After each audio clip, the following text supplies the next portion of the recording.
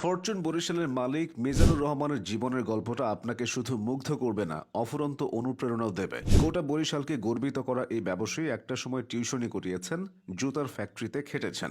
আজ নিজেই আধ ডজন জুতার কারখানার মালিক। ব্যবসায়ী জীবনের পদে পদে বাধা এসেছে, সব ঠেলে তিনি সামনে এগিয়েছেন। ক্রিকেটকে শুধু ব্যবসায়িক স্বার্থে না, হৃদয়ে ধারণ করেন মিজানুর রহমান। কেমন ছিল মিজানুর রহমানের সংগ্রামের গল্পটা, আর কিভাবেই বা তিনি ক্রিকেটে আসলেন, বিস্তারিত জেনে নিন। বরিশালের ছেলে মিজানুর রহমান যখন গ্রামের স্থানীয় স্কুলে পড়াশোনা করতেন তখন বিদ্যুৎ ছিল না। হারিকেন জ্বালিয়ে তাকে পড়াশোনা করতে হতো। কলেজে উঠে চলে আসেন চট্টগ্রামে এক নানার বাড়িতে। সেখান থেকেই এইচএসসি পাশ করেন। 1996 সাল বরিশালের বাবুগঞ্জের মিজানুর ভর্তি হন চট্টগ্রাম বিশ্ববিদ্যালয়ে। পরিবারের বড় ছেলে তিনি। টিউশনি করে পড়াশোনার খরচ মেটাতেন। হঠাৎ বাবা ইন্তেকাল করলে সবকিছু এলোমেলো হয়ে যায়। ছোট 4 ভাইয়ের পড়াশোনা আর সংসারের খরচ কিভাবে চালাবেন তা বুঝে উঠতে পারছিলেন না মিজানুর। টিউশনি ছেড়ে জুতার কারখানায় চাকরি নেন। সেই সঙ্গে বিশ্ববিদ্যালয়ের পড়াশোনাও চালিয়ে যান। কিছুদিন পর বন্ধুদের উৎসাহে চাকরির পাশাপাশি ছোট পরিসরে দরজার তালা সহ বিভিন্ন সরঞ্জাম আমদানির ব্যবসা শুরু করেন। তাতে কিছু মুনাফা হয়। 2004 সালে জুতার একটি ছোট এমব্রয়ডারি কারখানা দেন। এর মাধ্যমেই মূলত মিজানুর রহমানের উদ্যোক্তা জীবনের শুরু। কেটে গেল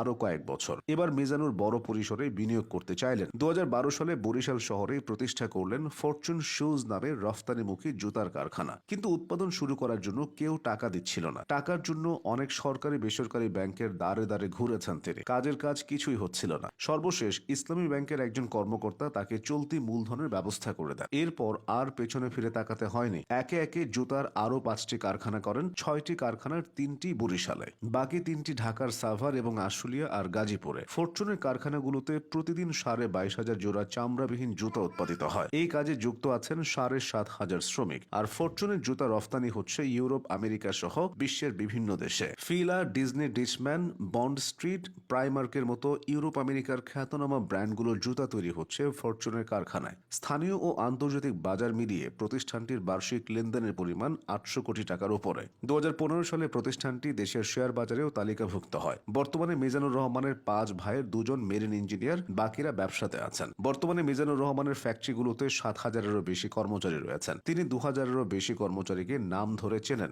অফিসারদের সঙ্গে তিনি যতটা না কথা বলেন, তার চেয়ে ওয়ার্কারদের সঙ্গে বেশি কথা বলেন। করোনার মধ্যে তিনি কর্মচারীদের কাপড় পর্যন্ত দিয়েছেন। ফরচুন শুজ ফ্যাক্টরির লোকেরা মনে করে তারা সরকারি প্রতিষ্ঠানে চাকরি করে। কোনোদিন বেতন নিয়ে ঝামেলা হয়নি, ওভারটাইম নিয়েও ঝামেলা হয়নি। কর্মচারীদের 90% নারী। প্রশিক্ষণ দিয়ে মিজানুর রহমান তাদের দক্ষ কারিগর হিসেবে গড়ে তুলেছেন। মিজানুর রহমান যেন পরশ পাথর, যেখানেই হাত রাখেন সেখানেই সফল হন। কিন্তু ফরচুনের ব্যবসা যখন ধীরে ধীরে বড় হচ্ছিল তখন হোঁচট খায় ফরচুন। বিশেষ করে 2014 সালের রাজনৈতিক অস্থিরতার কারণে ফরচুনের অন্তত 25 কন্টেইনার বন্দরে আটকা পড়ে। এছাড়া প্রতিষ্ঠানটির কর্মীদের আনা নেওয়ার কাজে নিয়োজিত 4টি বাস এবং একটি ব্যক্তিগত গাড়ি দেয়া হয়। সব মিলিয়ে বড় ধরনের ক্ষতির মুখে পড়ে ফরচুন। কারখানা বন্ধ হয়ে যাওয়ার উপক্রমও হয়েছিল, কারণ অনেক অর্ডার বাতিল হয়ে গিয়েছিল। মিজানুর রহমান উঠে দাঁড়িয়েছেন। সারাক্ষণ ব্যবসায়িক কাজ নিয়ে ব্যস্ত থাকলেও ক্রিকেটের প্রতি ভালোবাসা রয়েছে মিজানুর রহমানের। যখন অবসর পান তখন ক্রিকেট খেলেন অথবা ক্রিকেট খেলা দেখেন। বিদেশে গেলে অবসর সময়ে পুরনো খেলা দেখে সময় কাটান। এই ভালোবাসা থেকেই ফরচুন বরিশাল ফ্র্যাঞ্চাইজির জন্ম। আর সেই জন্ম থেকেই পরপর 2বার চ্যাম্পিয়ন হওয়া। মিজানুর রহমান প্রমাণ করেছেন পরিশ্রম কখনো খালি হাতে ফেরায় না।